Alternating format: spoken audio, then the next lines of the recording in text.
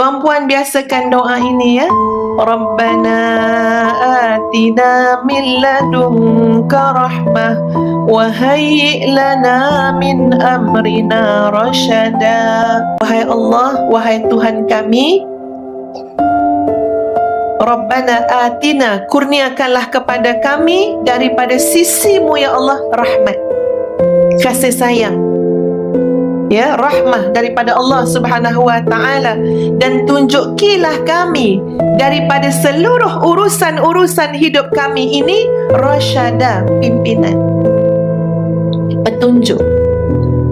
Apa patut aku cakap, bagi aku rasyada ya Allah, irsyad. Apa patut aku buat, bagi aku petunjuk ya Allah.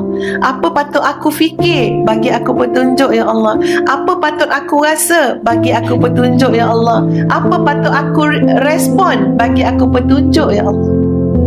Aku patut bercakap ke patut diam, bagi aku petunjuk ya Allah. Rasyada. Sebab itu usah percaya sahabat-sahabat sekalian, kalau orang faham sangat ya betapa besarnya makna doa ini, dia boleh berdoa dengan doa ini sehingga menitiskan air mata.